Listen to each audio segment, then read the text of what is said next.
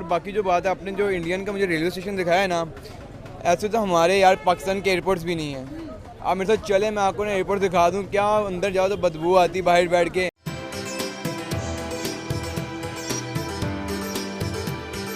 देख लो आर्मी को, आप आर्मी ने क्या नाम है शुरू में, अब एयरपोर्ट का जो व्यू है वो अच्छा बनाया हुआ है, लेकिन अंदर चले जाओ ये एयरपोर्ट हमारा नहीं, बिल्कुल भी नहीं, समझ ही नहीं है कुछ। क्लिप दिखाया है हमारा एयरपोर्ट भी इस तरह का नहीं है जिस तरह का उनका रेलवे है। चाइनीज लग रहा है, कोई चाइनीज लग रहा है। अगर मैं कहूँ नहीं चाइनीज नहीं है तो चाइनीज नहीं है तो फिर ये कोई इंग्लैंड वगैरह का ऐसा चेंज आया है कि मेरे ख्याल में इट्स फैसिनेटिंग टू सी कि ये अब इसको अप्रोच कैसा किया जाएगा, how will it be explained. Air condition railway station है, ओह माय गॉड। इंडिया का है। कैसे आपने कहा इंडिया है? पड़ोसी वाला सिर्फ वही है। रेलवे उसकी अच्छी है ना, रेलवे इंडिया की रेलवे जो है वो बेहतर है। इंडिया इतना तरक्की याफ्ता नहीं है, हम तो पाकिस्तानी यही कहते हैं तरक्की याफ्ता।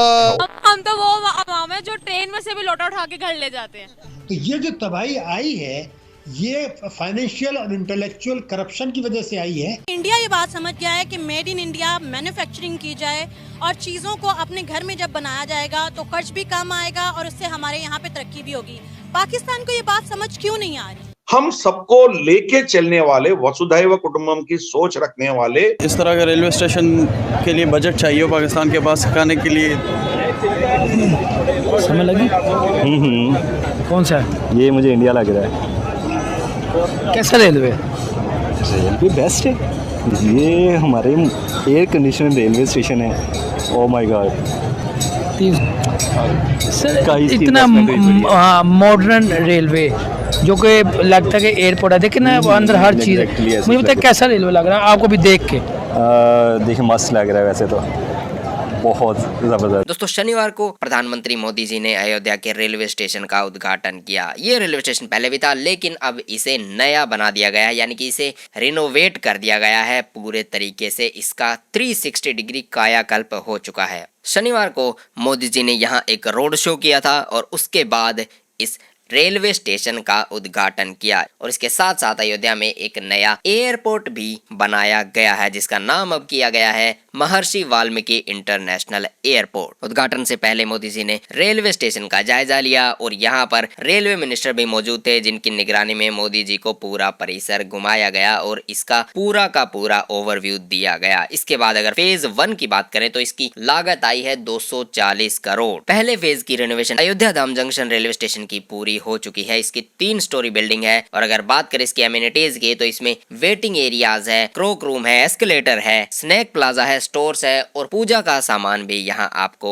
मिल जाएगा और इसके साथ साथ यहाँ लिफ्ट भी लगी हुई है। अगर नई ट्रेनों की बात करें तो मोदी जी ने एक डेडिकेटेड रेलवे प्रोजेक्ट भी शुरू किया है जिसमें कि नई ट्रेन शामिल की गई है जिसका नाम है अमृत भारत और वंदे भारत। इन 2 नई ट्रेनों के रूट और इनके नाम की बात करें तो ये 2 अमृत भारत ट्रेन है और एक है दरभंगा अयोध्या आनंद विहार टर्मिनल अमृत भारत एक्सप्रेस और जबकि दूसरी का नाम है Malda town Sir M Visvesvaraya terminus Bengaluru Amrit Bharat express. ये 2 नई ट्रेनें इंडियन रेल सिस्टम के बेड़े में शामिल हो गई है और यात्रियों की ये सेवा करेंगी। इसके साथ साथ 6 नई वंदे भारत ट्रेनें भी शुरू की गई है जिसमें कि श्री माता वैष्णो देवी कटरा न्यू दिल्ली वंदे भारत एक्सप्रेस है, अमृतसर दिल्ली वंदे भारत एक्सप्रेस है, कोयम्बटूर बेंगलुरु कैंट वंदे भारत एक्सप्रेस है, मंगलोर मडगांव वंदे भारत एक्सप्रेस है और जलना मुंबई वंदे भारत एक्सप्रेस भी है और अयोध्या आनंद विहार टर्मिनल वंदे भारत एक्सप्रेस भी इसमें शामिल की गई है। ये तो कोई एयरपोर्ट लग रहा है मुझे। ये तो मुझे एयरपोर्ट लग रहा है। ये तो एयरपोर्ट ही है। पाकिस्तान का ऐसा लगता है आपको? नहीं, बिल्कुल भी नहीं हो सकता। ये लिफ्ट्स वगैरह तो बिल्कुल भी नहीं और बाकी तो ऐसे बिल्कुल वो- एक्सपेक्टेशन नहीं है। ऐसे वो- वॉशरूम्स भी बिल्कुल भी नहीं है ऐसे। ये तो एयरपोर्ट की तरह लग रहा है सेम टू सेम। और ये वॉशरूम है उनका रेलवे स्टेशन का, चार्जर ओ तेरी खैर। ये इंडिया का है रेलवे।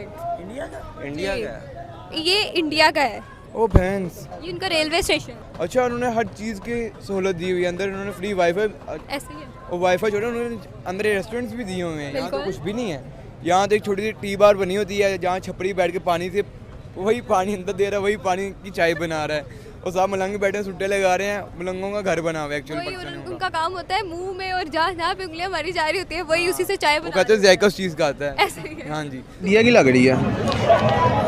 कैसे गैस की है? ये लोगों से लोगों से लोगों के लोगों से अच्छा इंडिया का ही है, इंडिया का ही है। कैसी लगी? मैं आपको मैं ये कैसी थी अब ये पूरी देख ले। ये तो लग ही नहीं रही इंडिया की बिल्कुल भी कहीं से, ये तो ऐसे जैसे बाहर की होती है। कमाल है यार, आप देखें तो सही, देखें ना अपनी कंट्री के ऊपर भी वो लोग ना काफ़ी देख रहे हैं, कंट्री पे भी काफ़ी फोकस उनका चेक करें। उनके रेलवे उन्होंने ऐसा बना दिया कि हमारे यहाँ के एयरपोर्ट भी हमारे इस तरह के नहीं होंगे जिस तरह का उनका रेलवे। इंडिया की रेलवे जो है वो बेहतर है। इंडिया इतना तरक्की याफ्ता नहीं है, हम तो पाकिस्तानी यही कहते हैं। तरक्की याफ्ता एक्चुअली आपको पता नहीं कि मेरा ताल्लुक भी रेलवे से ही है। रहा है, अब नहीं है, लेकिन मुझे ये साथ रफ़ीक साहब के साथ सफ़र करने का मौका मिला था। जब वो मिनिस्टर थे तब मैं भी जॉब में था। तो वो इंडियन रेलवे में उन्होंने सफ़र किया हुआ है। तो उनका बेटा छोटा सा था साथ उनके, जब वो मेरे साथ थे, तो अपने बेटे से वो पूछ रहे थे कि भाई हमारी रेलवे अच्छी है या उनकी अच्छी है। तो वो कह रहा था जी उनकी जो है ना बेहतर है हमसे। तो वो मिनिस्टर खुद थे उस वक्त, साद रफ़ीक साहब। अब दोबारा है, लेकिन मैं पिछले टेन्योर की बात कर रहा हूँ, जब पिछली मरतबा वो मिनिस्टर। क्योंकि उनके बेटे ने, एक मिनिस्टर के बेटे ने कह दिया कि भाई वो है अच्छी, मतलब एक चीज़ है। हम यहाँ अगर देखें ना, हमारे दिलों में इतनी नफरत भड़कती हुई है, हमारे पॉलिटिक्स ने, हमारी मीडिया ने, कि हम बच्चों से सवाल जब करते हैं ना तो बच्चे ये कहते हैं नहीं वो हमारा दुश्मन है, उनकी कोई चीज़ अच्छी नहीं है। क्यों? कुल मिलाकर देखकर लग रहा है कि इंडियन रेलवे अब और अच्छी तरीके से ऑपरेट करने लग जाएगी जब से इन ट्रेनों को शुरू किया जाएगा। ट्रेनों की बात करें तो ये ट्रेन लेटेस्ट सिक्योरिटी और कंफर्ट की सुविधाओं से लैस है और इससे यात्रियों को यात्रा के दौरान सुखपूर्वक और सुविधापूर्वक यात्रा करने में मदद मिलेगी। अगर बात करें महर्षि वाल्मीकि इंटरनेशनल एयरपोर्ट की तो वो भी शानदार बना हुआ है। 1450 करोड़ की लागत से ये पूरी इमारत बनी है और ये 2 स्टोरी एयरपोर्ट है जिसमें की देश की जो रिच हिस्ट्री है और जो सेक्रेट एलिमेंट्स है उसे डिपिक्ट करने का काम बहुत ही अच्छे तरीके से किया गया है। यानी कि एयरपोर्ट के आर्किटेक्चर में अयोध्या सिटी के हेरिटेज को बखूबी शामिल किया गया है। ये एयरपोर्ट 750 पैसेंजर्स 4 एयरक्राफ्ट मूवमेंट को प्रति घंटे हैंडल कर सकता है और इसके साथ साथ इसमें एक्सपेंशन की भी पूरी संभावना है। जैसे जैसे इस पर दबाव बढ़ेगा, जैसे जैसे यहाँ यात्री ट्रेवल करना शुरू करेंगे, वैसे वैसे इसका एक्सपेंशन होता जाएगा। दोस्तों, इस रेलवे स्टेशन और एयरपोर्ट के चर्चे भारत में तो हो ही रहे, लेकिन इसके साथ साथ पड़ोसियों ने भी इस टॉपिक को अब उठा लिया है। जिस तरीके से पाकिस्तानी यूट्यूबर पाकिस्तानी पब्लिक से इस पर रिएक्शन मांगते हैं, देखकर लगता है कि वो भी काफी प्रभावित हैं भारत के इस एयरपोर्ट और रेलवे स्टेशन को देखकर। वीडियो पसंद आए तो वीडियो को लाइक कर दे, साथ में चैनल को सब्सक्राइब करने के साथ साथ बेल के आइकन पे भी क्लिक कर दे ताकि आपको अगले वीडियो की नोटिफिकेशन सबसे पहले मिल जाए। तो भाई मेरे सामने किताबें खुली हुई हैं, इसमें सारा मैंने कंपाइल किया है कि किस जमात के बच्चे को क्या सिखाया जा रहा है। अच्छा, चौथी जमात जब तारीख का इंट्रोडक्शन दिखाते हैं तो उसमें 2 इमेजेस दिखाई देती हैं। एक टीका लगाए हिंदू, जिसे लगाए बनिया, तो धोखेबाज जालसाज आदमी में आपने बेसिकली एक आदमी जो तराजू लिए हुए है, राइट, तो नीचे बनिया लिखा हुआ है, तो बेसिकली जो बनिए हैं वो धोखेबाज हैं। एक लगाए हुए तिलक लगाए हुए हैं जो कि बेसिकली इंडियन पंडित्स को सिग्निफाई करता है, इन्हें आपने दिखाया गया है चोर। अच्छा, सरदार का फोटो है, सरदार के फोटो में आपने दिखाया गया जालिम।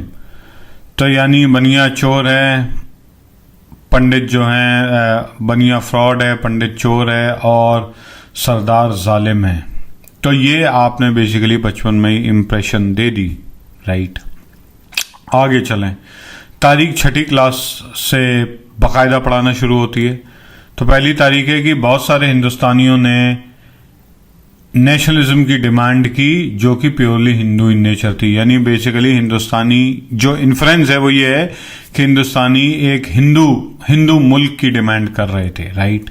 अच्छा, मुसलमानों को धक्का तब लगा जब 1905 और 1911 के अनलमेंट हुआ, जब पार्टीशन ऑफ बंगाल को, तो मुसलमानों को धक्का दिया, यानी हिंदुओं ने मुसलमानों को धोखा दिया पार्टीशन ऑफ बंगाल के दौरान। तो हकीकत यह है कि बिल्कुल तारीख के उल्टा है। एक्चुअली में हुआ ये था कि अंग्रेज ने सेपरेट इलेक्टोरेट लेके आया था क्योंकि उसे हिंदू मुस्लिम डिवाइड क्रिएट करना था। तो लॉर्ड कर्जन, उसकी क्या तारीख थी, एक जिन्ना साहब की सीरीज है जिसका पार्ट 1 मैंने किया है, जिसमें मैंने जिन्ना साहब की तारीख डिस्कस की है, तो आप देख सकते हैं, ठीक है। आगे चलिए।